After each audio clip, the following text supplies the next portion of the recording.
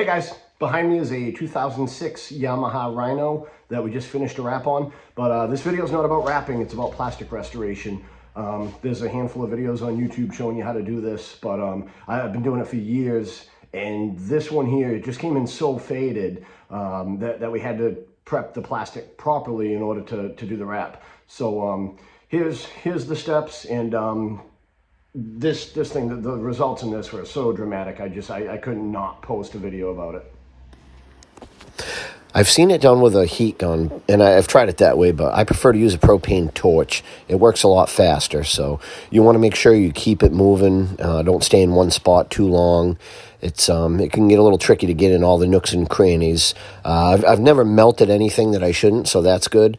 But in these areas, I wanted to do just the green, but it ended up getting on the black too, so we had to make that gloss.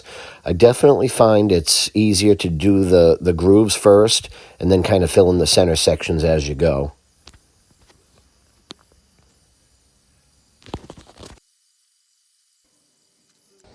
So as you can see, the torch leaves a pattern of gloss marks, and you can tell the direction you went in. But using a Scotch-Brite pad, just kind of blend those in. They fade away. And the last step to get that nice gloss finish is to buff it out. I bought these buffing pads on Amazon. They were pretty cheap. Just came in a bunch to a package. But here's where you can really perfect that finish. Look at that. I could have kept going and made it even shinier, but we were covering it up anyways. It didn't have to be perfect. And I know I said it wasn't about the wrap, but figured I'd show you the finished product anyways. Hope this helped.